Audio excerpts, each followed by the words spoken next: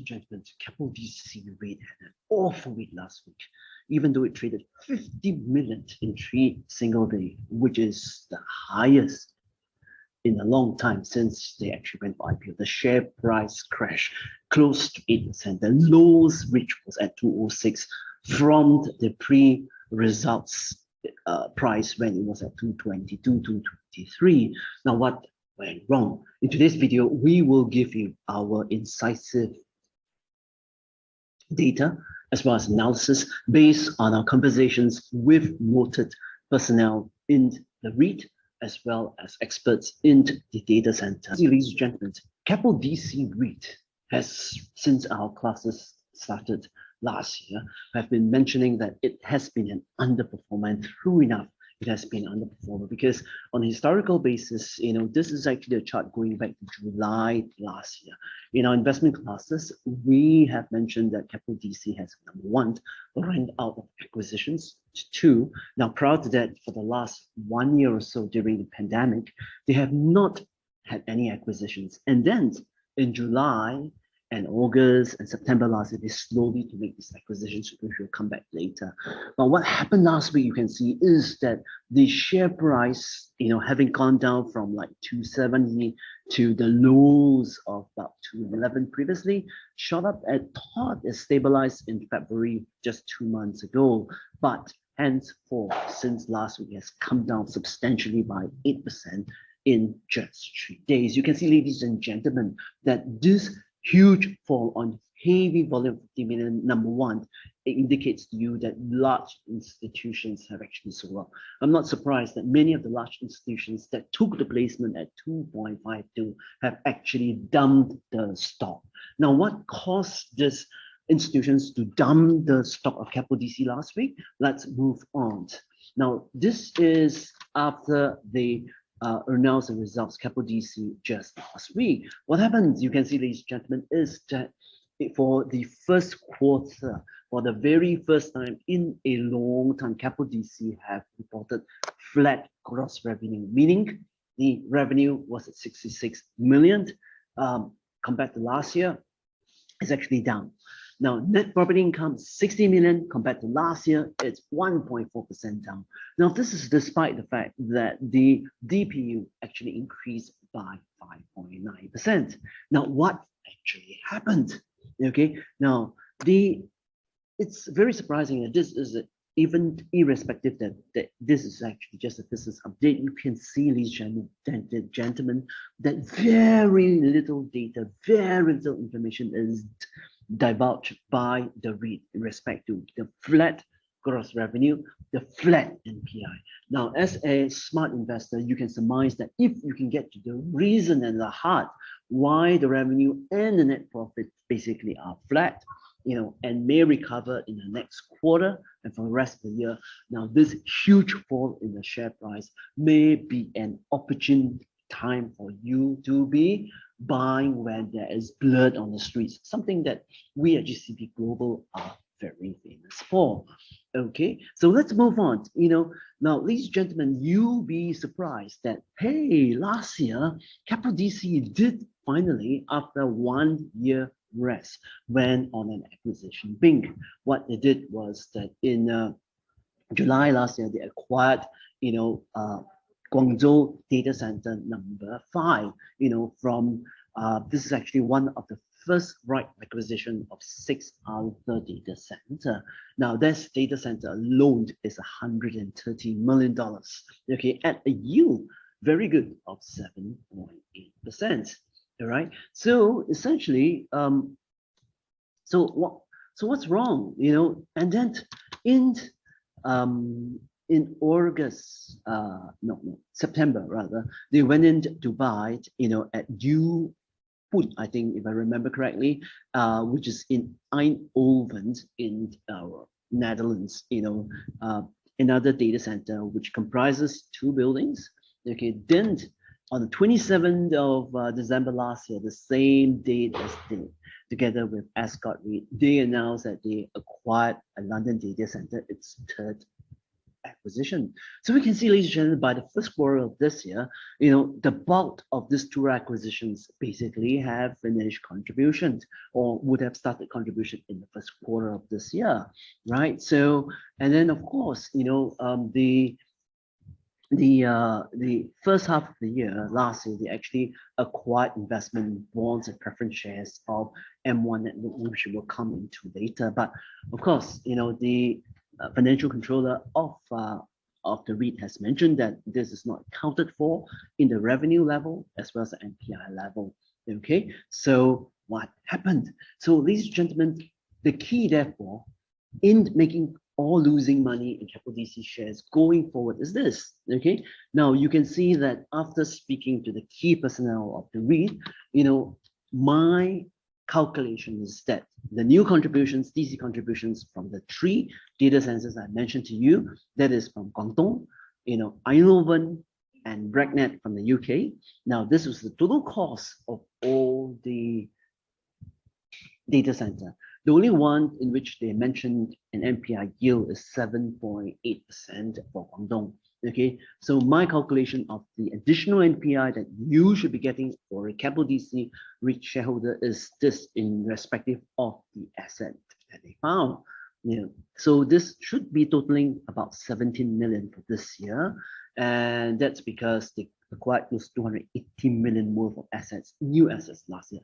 So the incremental NPI per quarter, for which, remember, it was reported flat, was about 4.35%. Of course, or rather 4.35 million. So that was because they say they have a legal dispute with DMX, which is a US listed company. So, my dear ladies and gentlemen, when they announced the flat results, there is no reason mentioned as to basically what is the amount that's set aside from the gross revenue and the NPI due to the DMX lawsuit and dispute. Okay, so in this case, our estimation after speaking to key personnel is this, okay, that we think that there is an NPI of 4.35 million that is not recorded in the first quarter. And I'm sure this is to fully provide for the lease dispute with DMX.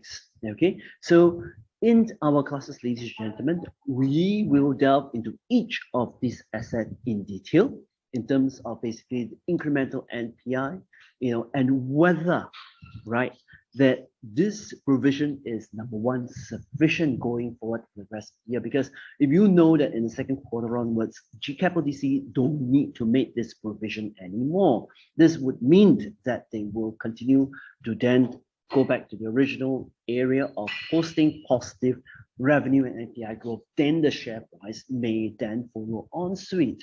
Right, so that's why I've mentioned that the key in making or losing money in Keppel DC going forward is understanding whether full provision has been made in the first quarter of this year, right? And having spoken to key personnel of the REIT, that's what we have to offer. All right, so we've mentioned our classes, ladies and gentlemen. The next classes actually, guess what, is next weekend.